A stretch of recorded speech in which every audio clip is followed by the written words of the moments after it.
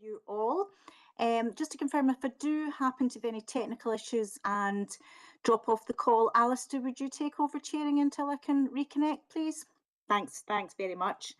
Warm welcome to colleagues from the Police Authority, Police Scotland, Scottish Government and HMICS, and a particularly warm welcome to our new members for the Resources Committee, Nicola Anderson and Andrew Richmond, who bring a huge wealth of experience and knowledge and insight, and I'm sure will be very effective contributors to the committee. We look forward to working with you both. Just a wee reminder to people that members have read all the papers, and so please keep your introductory remarks to a minimum, focus on anything that's not included in the reports or changes since the reports were written, so that we can leave enough time for comments and questions from members. So moving on to apologies, we have apologies from member Angela Leach today. And moving on to 1.3, declarations of interest and connections. Does anybody have any interests or connections that they'd like to declare at this stage? No? Okay, thank you. Item 1.4 is a decision to take business in private, and the proposal is to take items 6 through to 11 in private today as per section 20 of the SPA standing orders. Are members agreeable to take items 6 through to 11 in private? Thanks very much. I'd like to point out that item 11.1 will be a detailed update for members only on key issues related to the development of the budget. The draft budget will be presented to this committee again next month, but today's update will be for members only, and thus I'll ask observers and stakeholders to leave the meeting just before this item begins. Moving on to item 1.5, decisions taken since the last meeting. There haven't been any formal committee businesses that have been concluded since we last met. So moving to section 2, minutes and actions from the previous meeting. We last met on the 16th of December. The minutes have been circulated for approval, and I'd like to invite members who participated in that meeting to approve the draft minutes as an accurate record. Thanks very much. The action log has also been circulated. There are 3 actions that aren't yet due, and a briefing note has been appended to the action log for action 2 from the November meeting, which was an update on Project Falcon, and we've got an update on the Estates Master Plan later on the agenda today. Are people content with the update on Operation and Project Falcon, and we can pick up any detailed issues under the Estates Master Plan item later? Okay. Any other issues in terms of the status of the action log and matters arising for members then? No, thank you very much. Moving on then to item 3, financial monitoring and planning, and I'm going to hand over to Lynn Brown. Thank you, Chair. Hi, everyone. So I was just going to focus on the 2 appendices that are included in the report. So Chair noted in terms of high-level messages and any new information. So we'll assume the report is read. Overall, the revenue position is showing a forecast full-year overspend of £2.4 million. That is offset by a forecast underspend in reform of 2.9. So net overall position on revenue is 500k under the funding position. Now that 500k is purely a price difference between the funding we had around the pay inflation guarantee that was recently approved versus what the actual spend was. But I suppose in terms of all of that together, we are still seeing some challenges in the forecast. We are still seeing areas that we're trying to monitor. So in terms of what that will look like over it all towards a year end, we'll continue to monitor that and report it, but that's where we are at the end of Q3. So the report does detail the main variances in there. There is nothing in there that we've not spoken about before. It's overtime, ill health, offset by some underspends in staff and some one-off benefits. So probably the key thing, as I said, as we progress towards the end of the year, is really just monitoring that position in terms of those risks, any underspends, etc., in terms of achieving the overall balanced position for revenue. In terms of capital, Q3 position is there. We are showing a forecast break-even position against our funding, but that does require 6.5 million of slippage still to be achieved. So again, members have heard we're much further advanced than where we've been in previous years. And when we take the period 10 results into account, we've seen another 6 million plus go through in period 10. We're probably sitting around 19 million pounds still to spend between February and March, which again is a huge improvement in previous years when we've been up at 30 million previously still to spend in March. So really seeing that moving through the year, and that work continues. And we've had a capital investment group as recent as this morning just looking at how we balance the slippage, the commitments and those year-end levers as we move into the final weeks of the financial year. So that's probably the key broad highlights in terms of what's in the Q3 report. There is also an Appendix B attached for approval. Now that is just really budget adjustments to reflect the additional funding we've had from government in year for pay, inflation guarantee, Oprol, Allclate and some other funded initiatives such as DESK, retail crime, etc. So it's just really to uplift the budgets to match that funding so that we can monitor that sort of break-even position. So that's there for approval also. Thank you.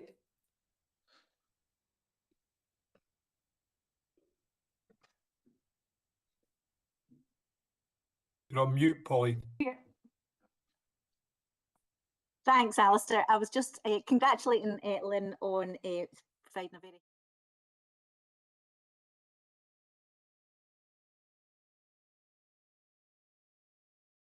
revenue. Then we'll come on to capital and then the budget approval environments for Appendix B. So anything specifically on revenue? Tom, you had your hand up first. Thanks very much. My question is on revenue, and Lynn, thanks for the report. As always, it's very helpful, and it's a complex picture with lots of moving parts. So I really understand the complexity of what you're monitoring here. So my question really is around that. In those moving parts, it appears that overtime's still running hot with the demands that are on, unexpected demands, unplanned events, etc., protests on the organisation. We've all already, as you've said in the report, get challenging targets to meet in terms of savings, and we're wiring money from reform to meet some of these costs. So it's the overall sense of assurance looking for, with all those moving parts, how confident are we that we will actually maintain that budget balance as we go into Q4? And the previous arrangements that were put in place around the management of overtime, are they still in place? That's maybe a question for DCC Spears.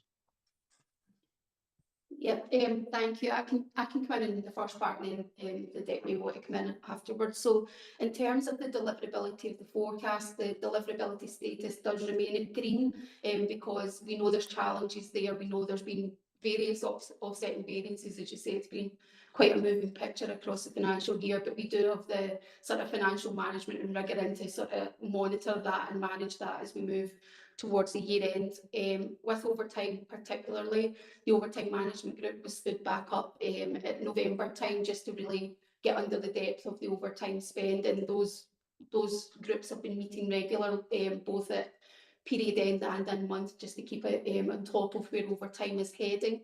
So it is shown in the report, I think 2.1 million over budget is forecast, offset by various savings elsewhere. But what we have seen between sort of Q2 and Q3 is net overall overtime has only moved by 0.4 million when you take core, non-core and staff, and that's quite different from if we maintained that sort of trajectory of the overspends we were seeing. So we know there's still a lot of work to do, and we are looking at it collectively in terms of how we get into a sustainable position get into next financial year. But I don't know if the debt wants to come in around more of the operational aspects of it, but in terms of the controls and governance that we've got around it, yes, they are still in place.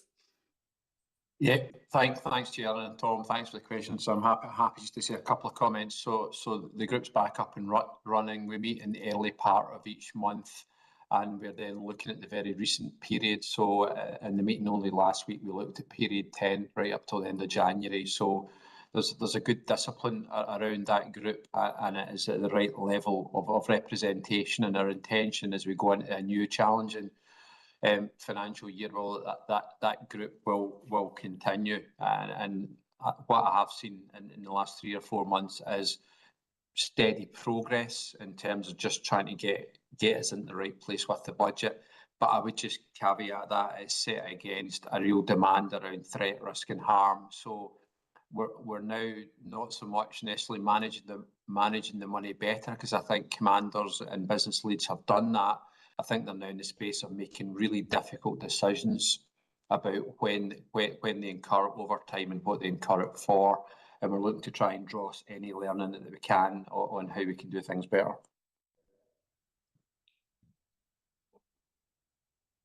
Thanks very much, both. Alistair. Yeah, thank you, Chair. Lynn, my question relates to capital, and as you've highlighted here and in previous meetings, as a challenge with annual capital budgets to bring it in, and we see significant improvements in terms of where we have been in previous years. But you did highlight to us that we still have £19 million still to spend across February and March. And of course, what we don't want to see is that not being spent in a way that helps towards long-term financial sustainability within policing, within Police Scotland. And I know you've got the Capital Investment Group, I think it stood up on a weekly basis at this moment in time. But I just wondered if you could expand upon what the thoughts are, what the intentions are in terms of where this £19 million will be spent, and how that will help us to work towards long-term financial sustainability. Yep, thank you. So in terms of the capital detail, the detail behind the numbers is included in the RAG status on page 12 of the appendix. So that gives a feel for what's spent to date, what's committed to date, etc. So as I say, this is the period, like the period 9 report. We've now got the period 10 results, and we have seen that picture continue to move. And if we look at the commitments at P10, we've now got £76.9 million of commitments versus the £72.3 million that we've got to spend this year. So we are really in that position now of monitoring that weekly position to continue to review those commitments, to flex it against delivery dates, and to look at slippage. So that's sort of overall, and included in some of that we have sort of looked at where we can accelerate the state spend versus equipment purchase. But at the minute, everything's lining up that 19 million is on track. And again, the report has been moved from amber green to green in terms of deliverability, because we're getting that assurance through, like, for the business areas, through Capital Investment Group.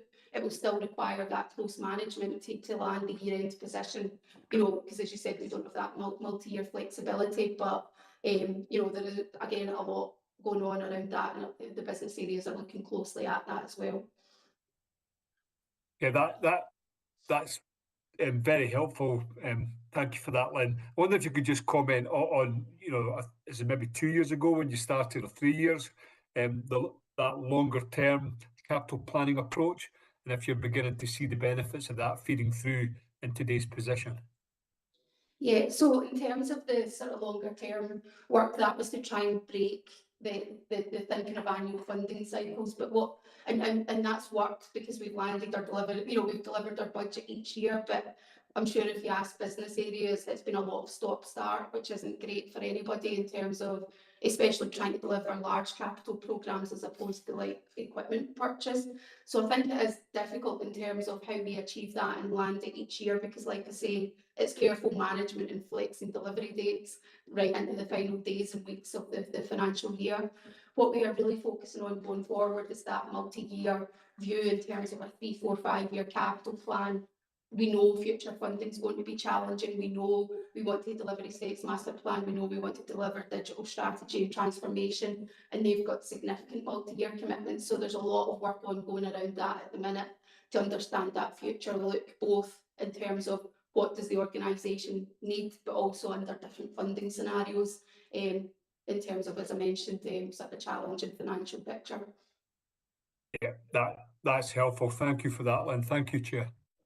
Thanks very much, Alistair. I just wanted to follow up on the revenue point, and we talked about overtime costs, and slide 4 talks about unfunded pay pressures this year. Obviously, those will be carried forward because they'll be recurring in nature into next year. Reform posts funded this year that might be recurring in future years. How is all that being considered as part of future sustainable financial planning?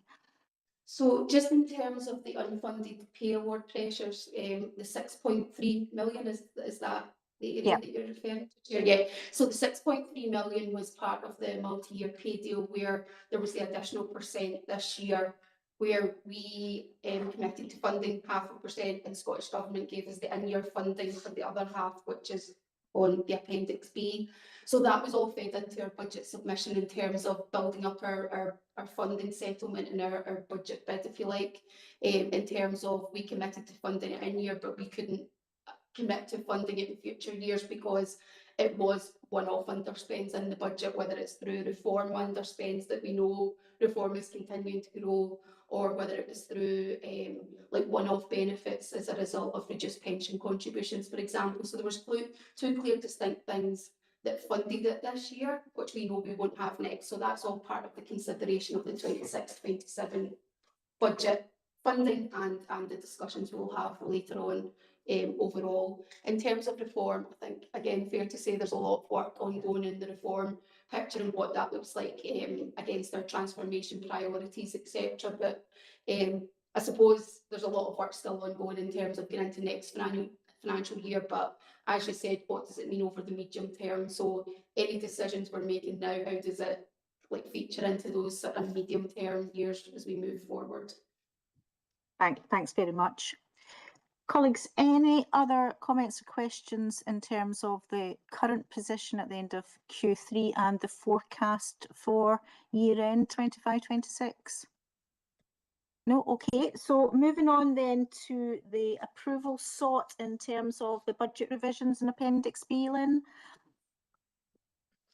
Yeah, so the Appendix B just really outlines the different funding that we've had, and it's just to allocate the budget out to the different business areas so they're not showing any sort of overspends on their budget. So the first one is around overtime contingency. So this is just releasing our overtime contingency to fund one-off type expenditure. So that's on page 2 of Appendix B. Page 3 is around the funding for the inflation guarantee. So that's just to allocate the funding into the budget.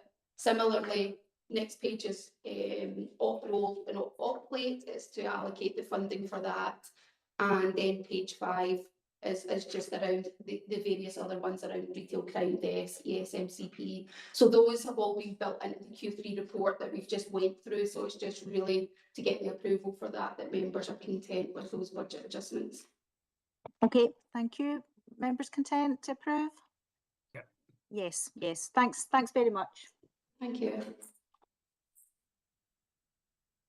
Item 3.2 is an update on the Budget Development Group. People will be aware that the Scottish Government announced their draft budget on the 13th of January, and the Budget Development Group met later in January to discuss the implications for the policing budget. I wasn't able to attend that meeting, so Alistair is going to give an update on progress. Yeah, thanks very much. Chair, as you've just said, Scottish Government announced their budget proposals on the 13th of January, and following on from that, on the 29th of January, the Budget Development Group met and considered the implications for the policing budget. This was then followed up by a workshop with the 2 DCCs and the key leads from finance, estates and strategy teams in Police Scotland to better understand the underpinning details of what was presented to the Budget Development Group. It is that detail which will be considered in a private session of our committee today. That's on the agenda. Just to restate, though, that the authority is committed to presenting a balanced budget in March. And following today's considerations, all board members will discuss the matter again in a private session at our authority meeting later this week on the 19th of January. The final proposed budget will come to the Resources Committee on the 19th of March for recommendation to the authority meeting on the 26th of March. So that's the update, Chair. Alistair, much appreciated, and we greatly appreciate the work that's going on by everyone within the policing group to try to get us to position to propose a draft and a balanced budget later in March, as Alistair's described. Thanks very much. Item 4, financial regulations updates. John, going to pass over to you. Thank you, Chair. This is just one part of the wider corporate governance framework where we do the annual review of that framework, and in this case, this is about the financial regulations. So the paper outlines the changes to the regulations that are proposed, and I'd probably summarise them into two parts. One part is just the business as usual changes and feedback that we gather from Police Scotland of things that could be made a bit clearer or updated just as a matter of course, and we consider that. But the more interesting aspect, which is slightly unusual, is a review of the delegated financial limits which the Scottish Government provides to the authority. And those limits haven't been reviewed for a number of years, and we worked with Scottish Government to look at those limits, who agreed that over the last few years there's been quite a lot of significant improvements in the financial management of the authority and Police Scotland. And so they agreed to increase a lot of the limits that are provided from government to the authority, and that's set out within the paper. And so this review of the regulations in turn takes those limits and cascades them down throughout the SPA committees and to Police Scotland. All of those changes are outlined at Appendix A, and we've also got a full version of the updated regulations at Appendix B. And I'm asking for the committee to discuss the changes and recommend these regulations to the board for approval, which, if all agreed, would take effect from the 1st of April. Thank you, Chair.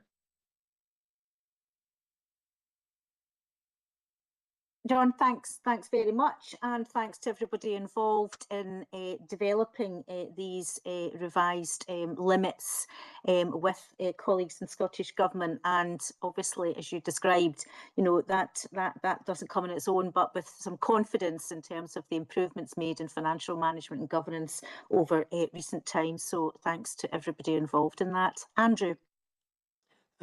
Thanks, Pauline. John, thank you for this. Is there a plan for an update of these in future years on a regular basis, or will it be driven largely by Scottish Government interaction? Yes, we revise the regulations every year. Well, we take a review of those, take on board any feedback that has arisen, and whether we need to review the limits or any of the thresholds, as well as anything that isn't making sense or needs clarified. So that's completed every year as a matter of course and comes back to the committee. We don't typically see as many changes as they've seen now. That's been driven by the Scottish Government review, and we wouldn't expect to see that again for a few years now. Okay, that's great. Thank you. Thanks, Andrew. And Nicola. Thank you, John. In implementing these changes, could you just give a word on the controls that are in place to consider the significant change in delegation levels now? I'd be interested to understand that. Thank you. Sure. I suppose there's a couple different aspects to that, considering the controls. We look at the levels of historic approvals that have been made and where the limit's set. So in deciding where the cutoff or the threshold is with government as well as internally with Scottish Government, we look at what's come in the past, what decisions they are, and where there have been issues or learning and where value could be added. So, and that's been a decision that's been taken internally and working with Scottish Government where we think things best lie. It's also part of the work that we've done from the committee effectiveness reports, where if there were particular concerns arising from that, we'd look at those and see whether we thought the thresholds had to be reflective of those. And I suppose the last part I would maybe highlight as well is a lot of the best value work which has come from Audit Scotland, but also from our statutory external auditor. Again, if there were concerns or issues raised with any aspects, so for example, business cases or procurement, we would make sure those are reflected in the regulations.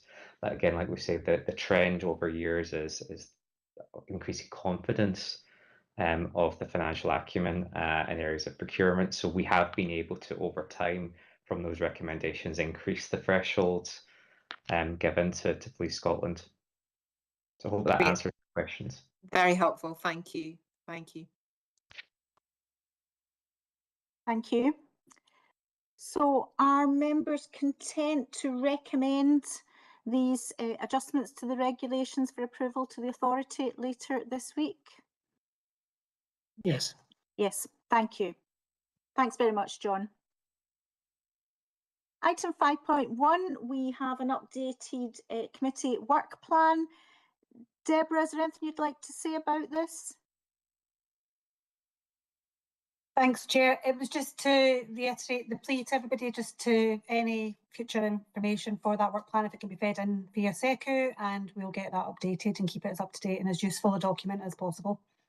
Thanks, and it obviously helps us all manage the business of the committee as effectively as we possibly can. So many thanks to everybody in advance for keeping it up to date. Colleagues, that brings us to the end of our public session. We're going to pause just for a moment so we get the technology changed, and then we'll reconvene for item 6 onwards.